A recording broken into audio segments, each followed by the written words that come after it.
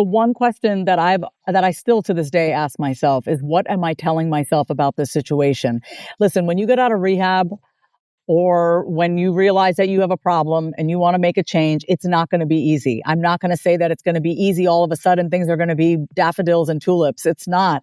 So you got to really keep your attitude in check. And it's very easy to have a crappy attitude when you're newly in recovery, because it's like, we don't have our drug of choice. We don't have you may be out of a breakup. Maybe you just got out of a codependent relationship. It can be really easy to slip into a dark place. And so the question, you can always ask yourself this question: what am I telling myself about this? Oh, what's going on? Welcome back to the Stacking Days podcast, where we highlight underrepresented journeys of sobriety, growth, and well-being. I'm your host, Ray Donovan. And today I'm really excited for the guest that we have joining us. She wears many hats that hopefully we can get into most of them, but some of which are author, podcaster, TV host, individual and group coach, therapist, entrepreneur, lifestyle expert. And I'm really excited today because she's written this book that I just finished recently. And I think it could really lend to giving us some tools to really speak our truth and speak it out loud. So with that being said, I don't want to do any more wrong to the introduction, but Vasavi Kumar is here to join us. Welcome to the Stacking Days podcast. Hi, Ray. Thanks for having me. It's such a pleasure to be here. Thank you. I want to get right into it because I feel like there's a lot that I want to cover. So for those of you those who are listening who don't know you, you obviously have your own journey of recovery that I want to kind of start this with. Mm-hmm. But ultimately, the conversation I want to gear towards saying it out loud. I think that there's so many nuggets of knowledge that you can share with the broader community here about trying to tap into their unspoken gifts and their truth selves that I really want to get into. But before we do that, let's kind of just go all the way back to the beginning of your story with alcohol. What did that relationship look like? And we can kind of just transition from there. So I had my first drink when I was 12 years old. It was a White Russian. Right. I had many White Russians that night, but it was a family function. It was an Indian gathering. I'm the daughter of Indian immigrants. I'm first generation, and we were in Queens, New York, where I'm originally from Long Island, New York, and we had gone to some party, and the bartender gave me some attention. He gave me some attention. I was 12. I was budding. I was becoming a young adult, and he gave me some attention. And he asked me if I wanted a drink. And I knew I should have said no, because I didn't come from a family of drinkers. Neither of my parents drink or anything like that. But I said yes, because I really loved the attention. And so I said yes, and he made me a White Russian. And that was my first experience with alcohol. And I loved it. I loved the way it made me feel. I loved how loose I felt. I had that liquid courage. I was just kind of very free in my mind. And I really enjoyed it. And that was the very beginning. It didn't become a problem. It wasn't a problem like you would see in like the movies and stuff, It didn't become a problem, but my life became unmanageable in my 30s after I had got divorced, and I started dating somebody much younger than me who had a drug problem. And then I started using drugs also. I started using cocaine heavily. And alcohol was just kind of on the side. You know what I mean? Like, I mean, personally, I could not use cocaine without drinking alcohol because I just felt like I was tweaking. But for me, when I went to rehab, it was more so for the cocaine, but I knew I had to give up everything because all of it was causing so much damage in my life. I mean, I single-handedly destroyed my entire life using cocaine. Wow. And like I said, alcohol was just along for the ride. Gotcha. I mean, I personally have never done cocaine, but I'm going to assume that it's pretty corrosive, just like any other substance over time. Seems as though you certainly got to your breaking point. Was there a specific moment or event that happened for you that caused you to say, you know what, Vasavi, I got to just really get my handle on this thing here, or, we're going to be in real deep, SHIT? Yeah, I mean, the first time I went to rehab, I was 36 and I ran out of money completely. And it was just, I was in this relationship. I had just had a miscarriage. I mean, it was a lot of stuff going on in my life at that time, and I had nothing left. I felt like I had nothing left. And my sister flew in from the East Coast. My aunt flew in from the East Coast, and in a way, it's like I had to go to rehab at that point because I had nothing. And I knew I needed to break up with this boyfriend that was just awfully toxic for me. But the second time I went to rehab, that was the second, and I promised myself it was going to be the last time. I remember this moment, Ray. I was in the kitchen arguing with my mother about taking a drug test because she knew I was back on drugs again. She could tell that I was using cocaine again. I was sniffling. I was irritable. I was moody. One minute I was high. Next minute I was just crashing. And I was in the kitchen. I was 37 at that point, and arguing with my mother, negotiating with my mother, and telling her how she should trust me more and all this stuff, knowing damn well that she was absolutely right and I needed a drug test. But I hung up on my mother and I said this out loud in my kitchen, and I said, the chaos has to stop. And I decided. So unlike the first time that I went to rehab because it was my family who was kind of pushing for it, the second time I went to rehab, it was because of me. I said, I'm never going through this again. I'm not doing this again. I'm going to go to rehab again, and I'm never going to go back again. That was my promise to myself. And that's because I chose to. No one forced me to. I was sick of the chaos. Yeah. I mean, I've certainly been there, and I feel you on that 100%. The pressure that you were feeling the first time around when you went to rehab, was that in large part being driven by your family, or were there other outside factors that were causing you to feel that pressure to go the first time around versus the second time where you were just kind of more true to yourself? When I look back on it now, it seems so long ago. It's like I knew I needed the help. I knew it, but I was so clinging on to the status of everything. I had my car, I had my apartment, and I had clients, and I had this boyfriend, and I had this life that I had built. In my mind, it's like, but I built this life. How could I just give it all up and go across the country? I had to go back to the East Coast to go to rehab. I mean, there were, other than my family, I knew I had to go, but I was in a very dark place.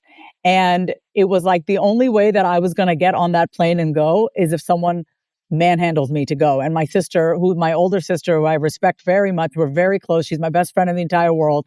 I just couldn't stand to look at her and give her a hard time. I didn't want to give her a hard time. So it really was largely in part my family the first time that I went to rehab, nothing else really outside of that. And then the second time, what role did family play in that, if any? It sounds like you have an extremely supportive family, which is fantastic.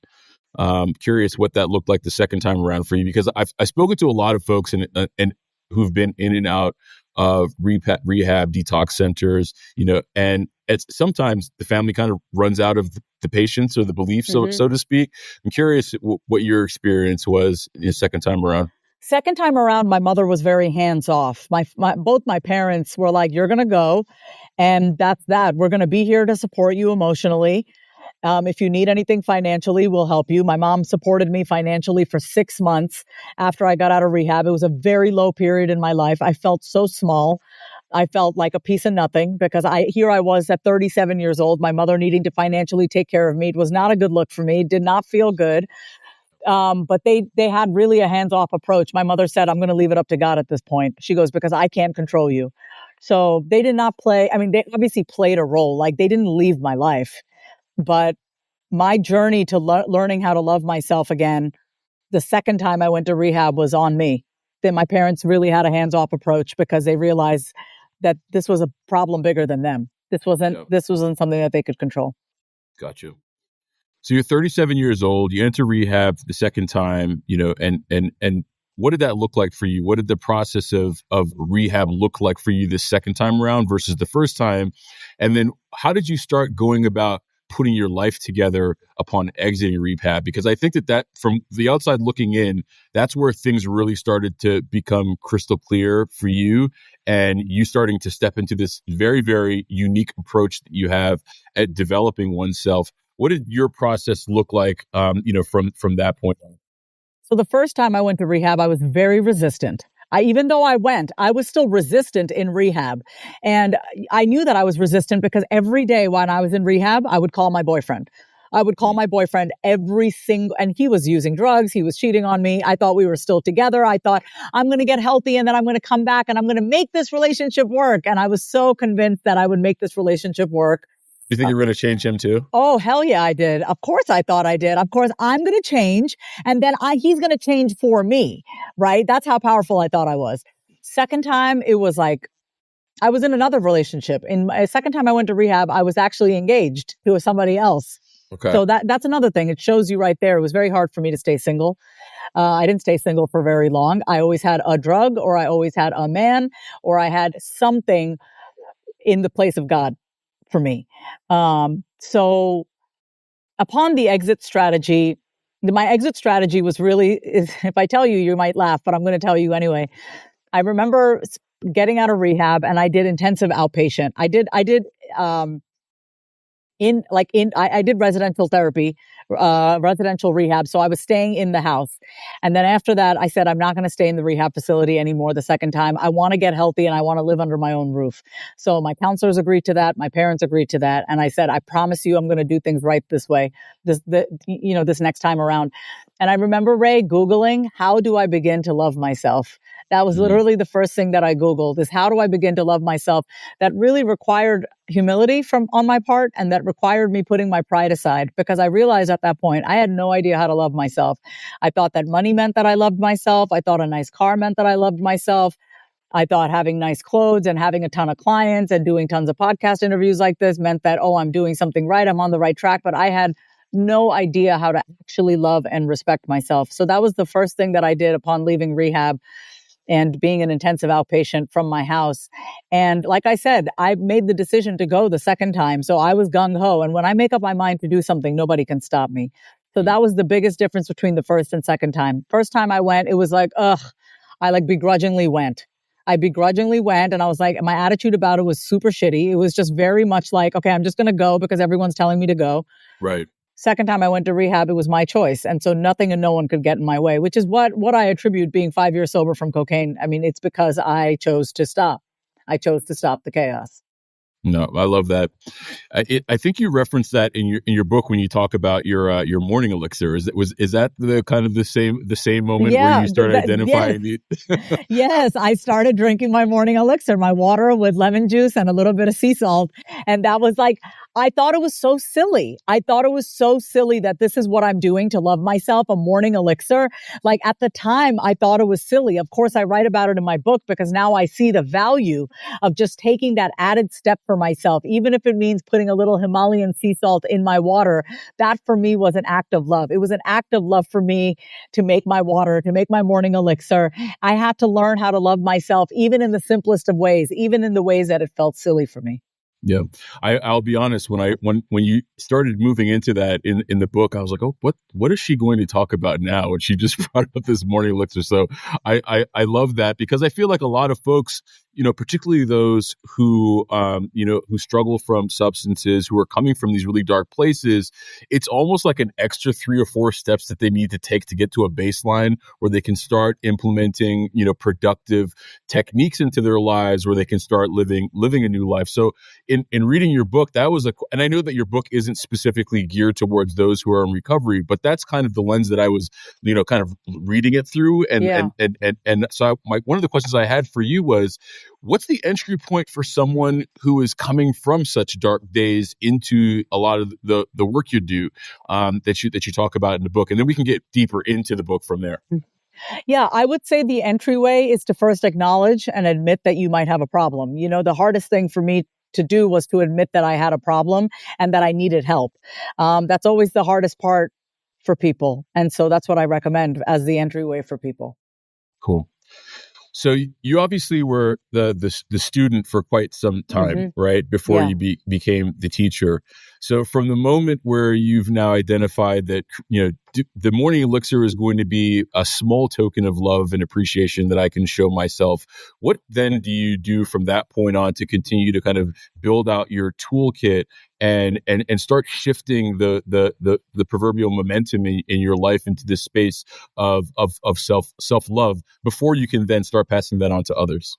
Well, I just want to say this. What's interesting about my life is that I was teaching for a very long time too. See, I was a licensed therapist and a coach even before I ran into these issues. Gotcha. So I was a licensed therapist and a coach from the age of 28 years old. And based on the timeline I've given you, at 36 is when I went to rehab. So we're talking about 8 years of my life I was preaching and teaching, but I was not following my own advice. Gotcha. So I was doing a very good job of helping other people, leading the way for other people, but I myself was not taking my own advice, and I was being led by things outside of myself rather than being led from within myself.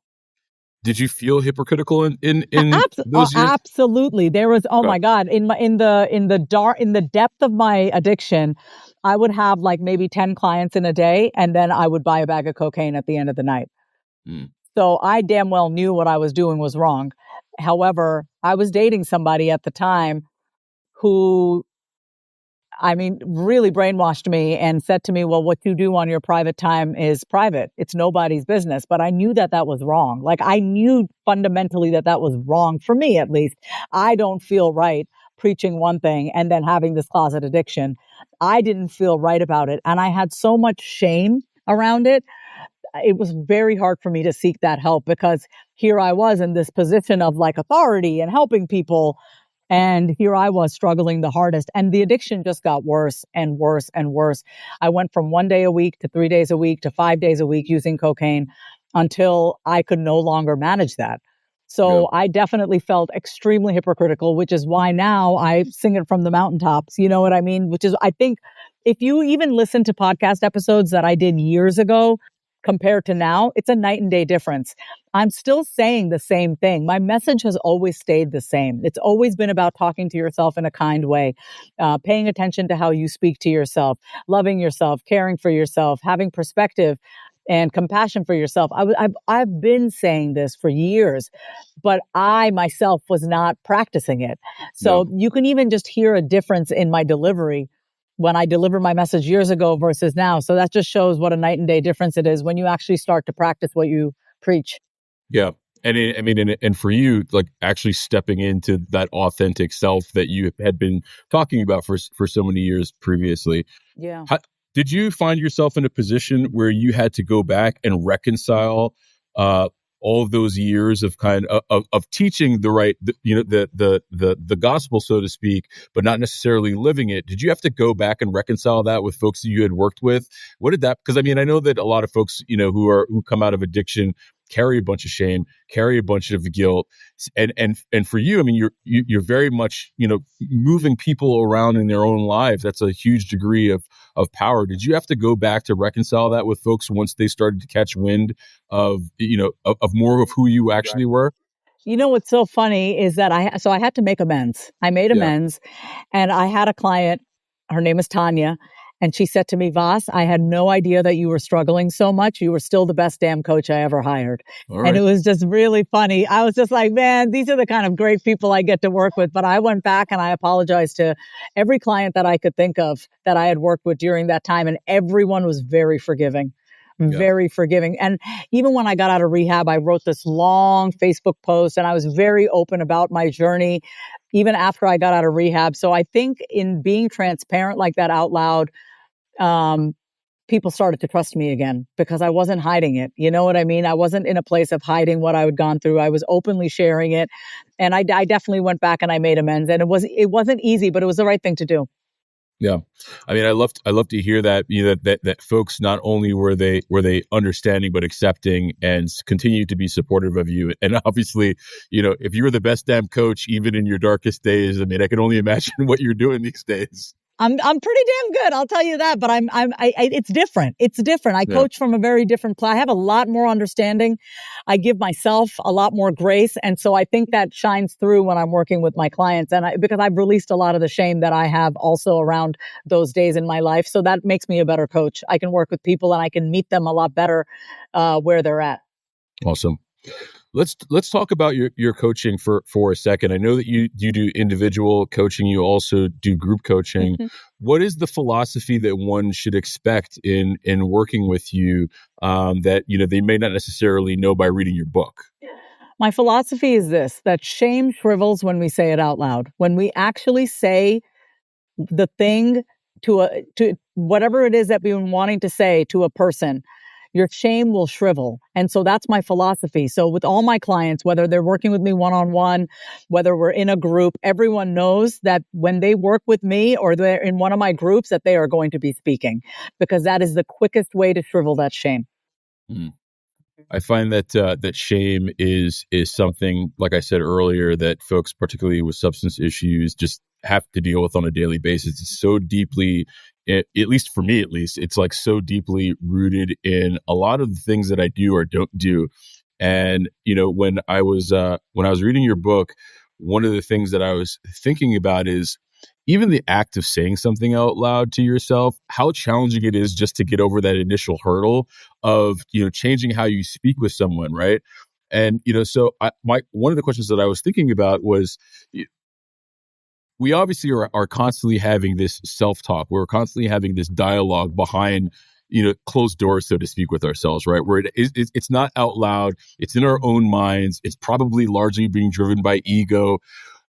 Why is it so hard for us to cross that threshold and that hurdle to stand in front of the mirror and say, hey, Ray, this is what we're going to do next, regardless of like how I'm talking to myself, maybe a little softer, maybe a little bit more stern, but just the out loud portion of it, I think, is so hard to do. Why is that the case? Because it's effectively the same conversation, just kind of in a different venue, right? Yeah, I'm going to say this. It's like you can't unhear yourself, right? It keeps you honest.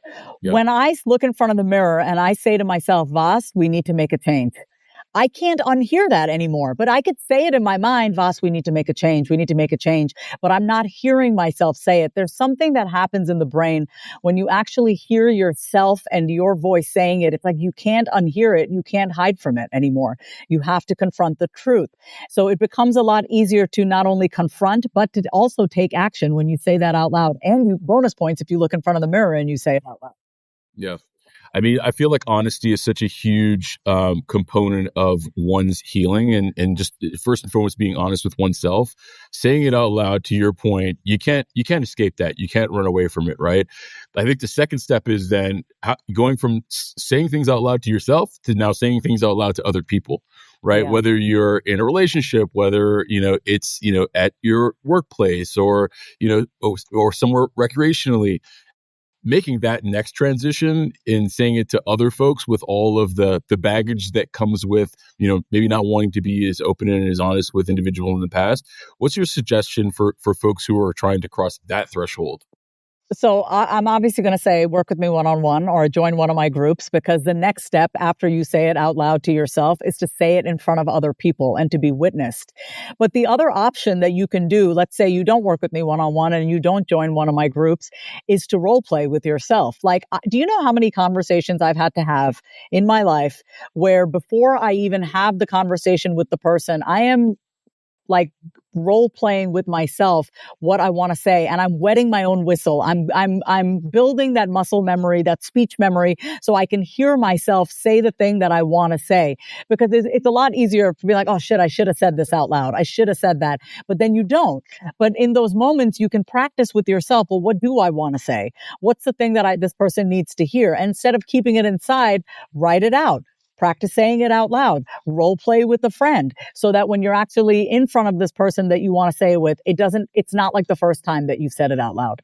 Yeah, no, that makes total sense. It's just like if you're, an athlete, and it's the repetition, it's going through those reps so that once you get to the game time, you've done it 1,000 times and it has a little bit less sting to it, so to speak. Yeah, that's right. No, that makes total sense. There was another portion in your book that you touched on where it was, and there's tons of really great prompts in the book and exercises in the book. But one of them that really hit home for me is where you start talking about aspects that one is trying to hide, and the hidden self. Can you talk a little bit about that and how ultimately that can be rolled up into one being honest with oneself? Yeah, I mean, here's the thing, Ray. We all have many different parts of us that we don't allow the world to see, parts of us that we don't even allow the people closest to us to experience. And so I think that it's really important in learning to integrate all these different parts of ourselves. It keeps us honest. Instead of keeping these parts hidden, we bring those parts of us out into the light, and we have to acknowledge it for ourselves. So for example, I have a client right now who hasn't felt sexy in a while. Okay. She hasn't felt sexy in a while, new divorce, single mom. She's not feeling herself lately. And she's like, I can be really sexy when I want to be. And I was like, all right, well, let's see it. And she was like, well, no, she's like, I just, I'm not dating anyone, and I was like, so what? You don't need to be dating someone to bring this part of you out there. And so just in how her having this conversation with me, it kept her honest about the fact that she has these parts of ourselves that she's kept hidden because, she's not dating or she's feeling crappy about herself because she's divorced. And so when you're honest about these hidden parts of yourself and you actually choose to give it a voice, you keep yourself more honest. No, yeah. That makes total sense.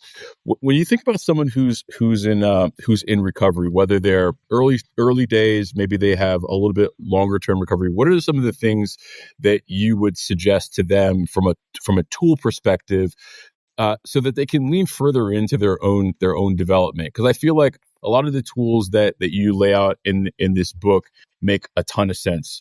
But I feel like as an addict, it's hard for us to be able to tap in and give ourselves the license to be able to step in to some of these tools. Mm-hmm. What are kind of like the lower hanging of the fruits that we can get our hands around to maybe have that first, moment of self-love that you had on your own? The one question that I still to this day ask myself is, what am I telling myself about this situation?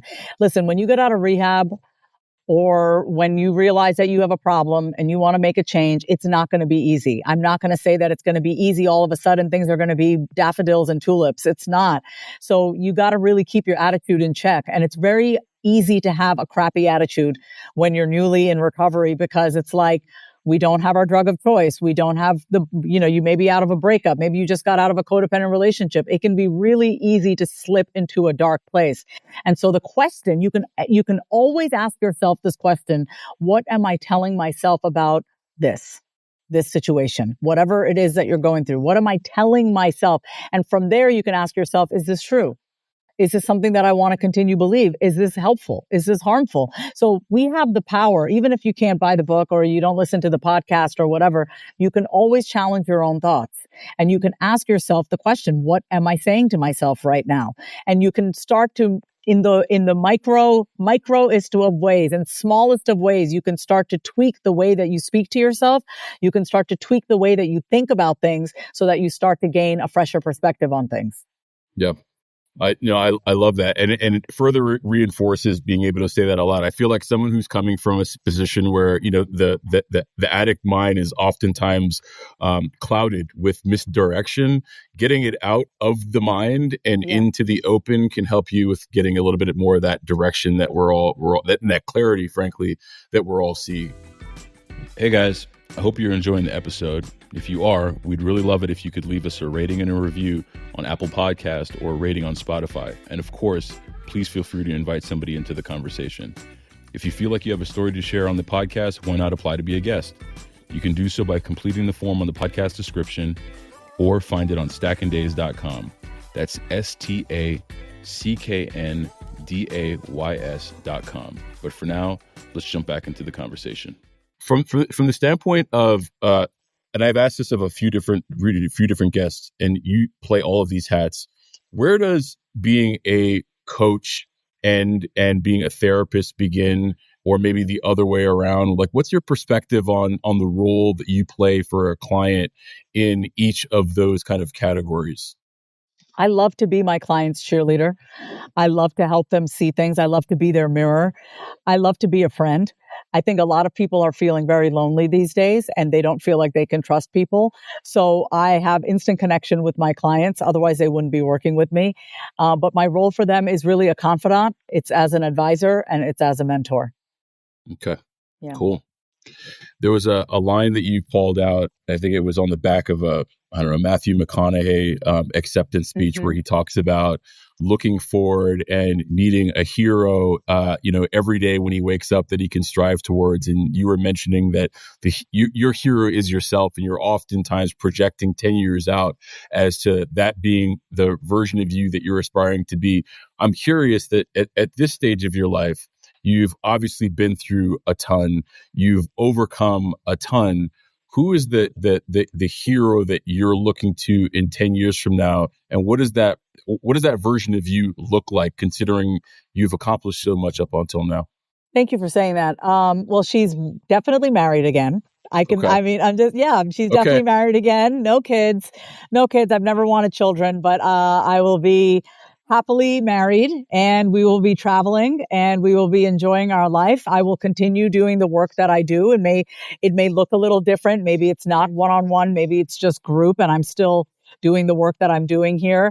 But I definitely see myself in a new relationship. I've stayed single for quite a bit now, because I knew that was part of my self-love was to be single and to not constantly rely on another human being to make me feel good. I needed to get to a place where I felt good from within. And I really feel that way now. I really feel happy and content from within without having another person. But 10 years from now, I would love to be in a new relationship with someone who truly sees me and gets me. I don't think I've ever had that. I've never had that. No. I love that. I mean, and I love the fact that you clearly have had a paradigm shift on what relationship companionship can look like and should look like, for you, which is great to hear. Yeah. Do you find yourself in moments even today where you're struggling and maybe you have to implement some of your own teachings? Maybe there are teachings from the outside that you hold on to. Like, what does it look like for someone who lives in the space of developing other people, having to develop oneself? Like, what are your tools that you turn to today? I mean, it's the same thing that I tell other people. Just 2 days ago, I was in a massive shame spiral. I was PMSing. I was hormonal. This was on, what's today? Today's Tuesday. So this was on Saturday. So just a few days ago, I was in a shame spiral for about an hour. I was just feeling really moody, really irritable. I'm not doing enough. I'm inadequate. I was feeling all sorts of feelings and I just had to stop. And I said out loud, I literally said, "Oh my God, stop. You're hormonal right now. Don't believe a word that your mind is telling you. Don't believe a word that your mind is telling you, Vas." And I just talked myself through it. That's what I do. I talk myself through challenging situations, just like I would be there for somebody else to help talk somebody through a situation. I talk myself through the situation. But just a few days ago, I was in a shame spiral. So you're basically your best friend at this point, right? I am 1,000%. I don't know a better friend for me than me. I have two very best friends. They are my best friends, but I am still my best friend. 100%. Yeah. I love that. I feel like sometimes it's hard for people to get to that point where they are their own best friend, because there's like this negative stigma associated with, I guess the word is selfish, right? Like when you're focused on yourself so much so that, you're seemingly to the outside looking in, disregarding everybody else. I feel like that's like a really hard, place to get when you're so accustomed to trying to make other people feel good about themselves. Like, what does that paradigm shift even look like, and how do you make that when you're in this like toxic spiral of like pleasing other folks and putting yourself second, maybe to your friends, your community, your family, so on and so forth? Here's how I see it, Ray. It's more selfish for me to not love myself. It's more selfish for me because if I don't love myself and I don't think highly of myself and I'm not my own best friend, I'm going to be miserable. And guess who's going to be on the receiving end of that? Everybody around me. That's the most selfish thing you can do.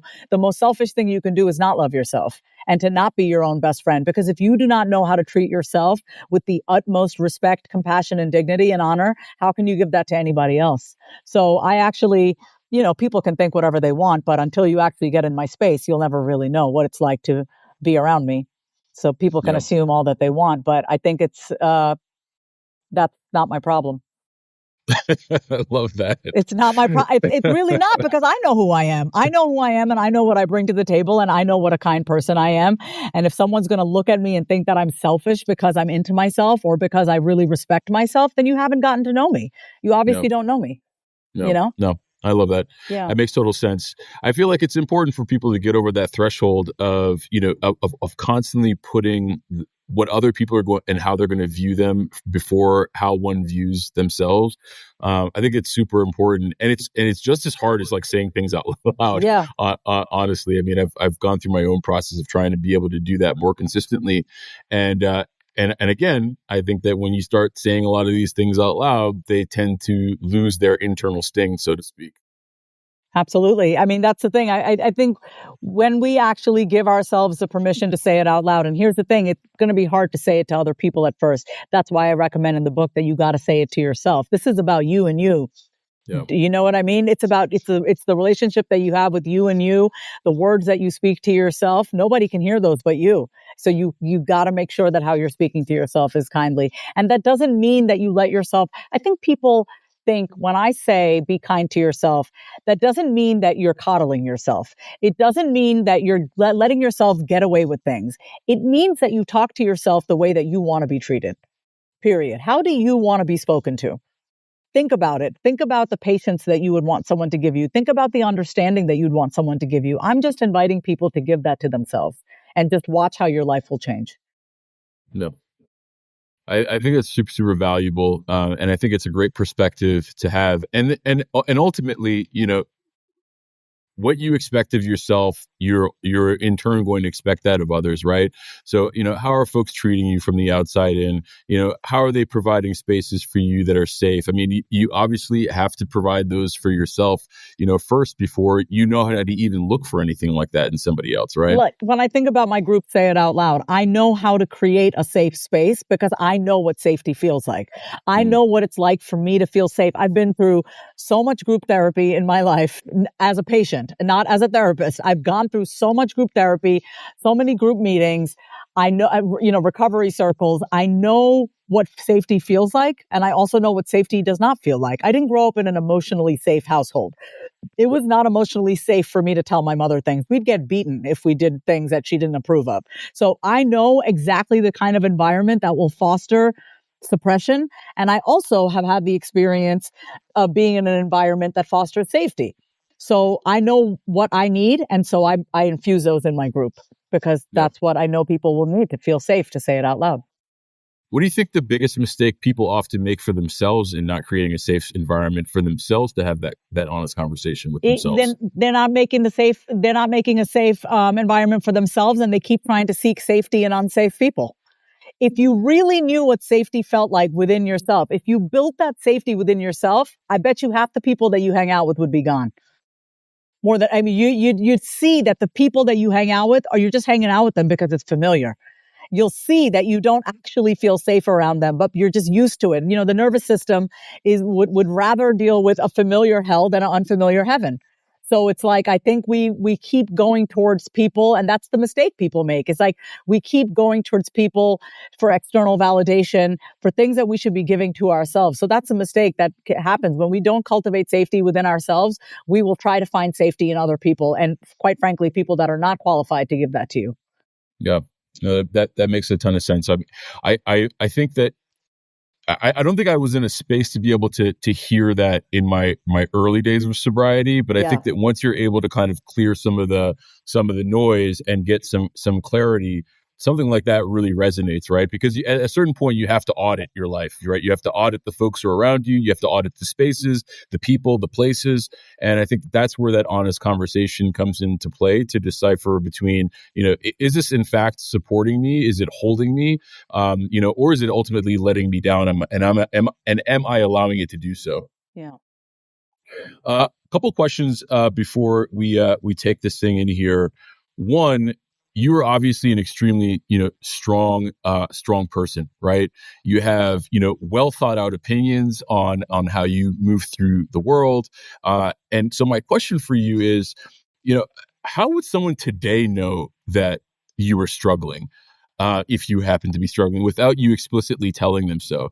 Because I know that, I don't know you, prior to this conversation, but it seems as though that you present yourself in a way where you are the strong one, right? So, and oftentimes people miss those signals coming from the strong ones. So how would someone know that you're struggling if you didn't explicitly tell them so? Honestly, I would tell them so. Okay. That's, I mean, I don't want to lie about this, I mean, you don't have to mind read with me. Hmm. I will straight up tell you I'm not doing well right now. I had a girlfriend message me yesterday and she goes, "Hey, you want to talk on the phone?" I said, "I'm not really feeling it right now." Straight, I wasn't feeling it. I'm hormonal.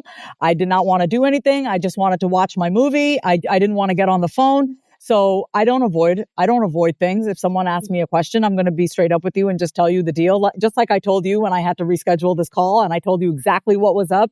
Yep. I was struggling that day. I was like, I had 6 calls back to back. I could not do this call on top of that. So you will know from me. There will be no secret because I don't believe in making people have to read my mind. I don't think that's fair to people. I think it's our responsibility to say if we need help. So that's what I mean, that's how you would know. I would tell you. How would it have looked 10 years ago? Oh, I would just tell you. I would only give you the highlight reel of my life. I remember that was the biggest issue that my sister had with me, my older sister. She would say to me, "Anytime I ask you how you're doing, you tell me all that you've done." She goes, "You don't ever tell me how you're feeling." So that was a big difference for me.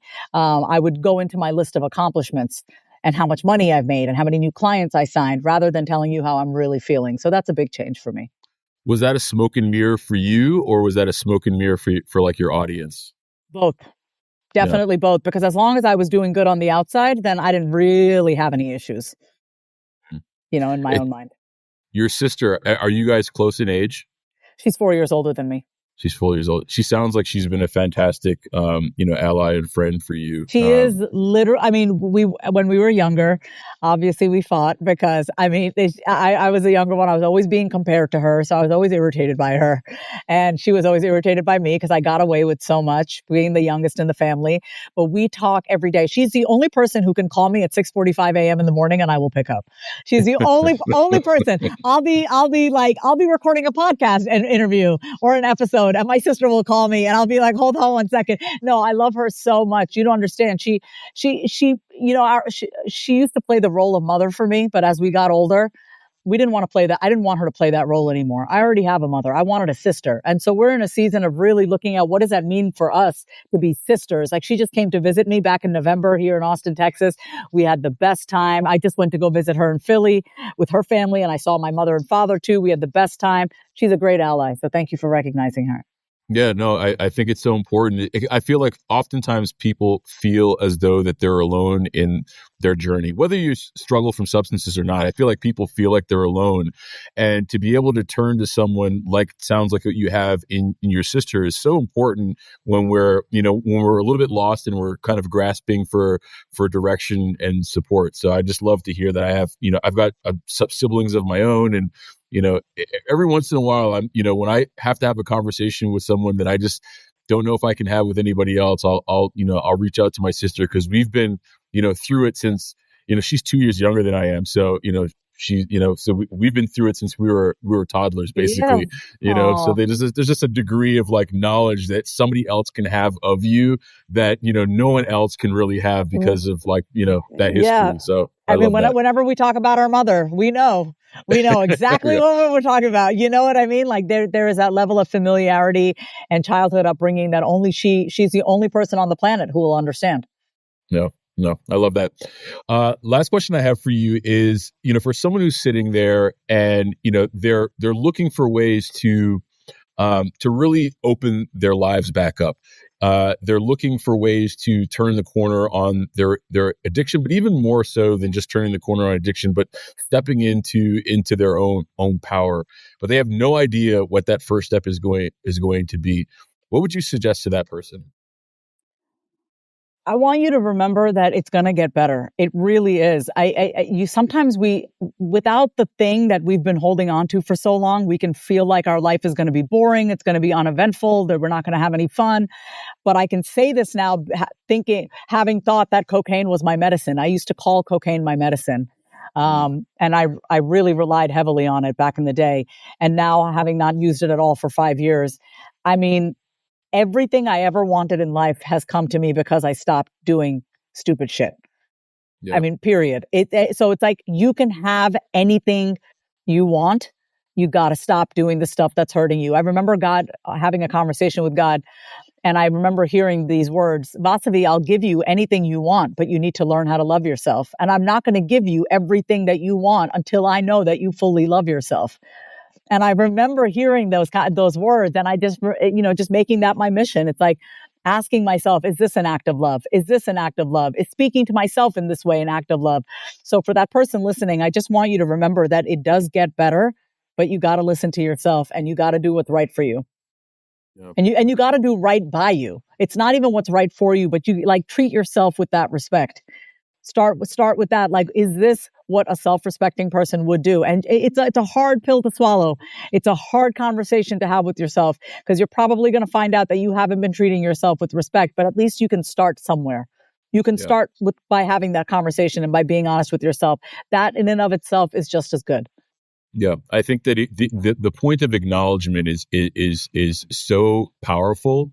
We have them, over, many times over the course of our lives. It's just a matter of at what point in time are we willing to start listening to that and acting on that very, very true acknowledgement that one's having with oneself. You mentioned this voice of God. Do you decipher between the conversation you're having with yourself and that voice and the voice that you hear of God speaking to you? Yes, I can distinguish it. There's usually there's the inquisitive, curious Vasavi, and then when I speak to God, and then I hear a voice back, and it's usually very instructive and directional. It'll just tell me what to do.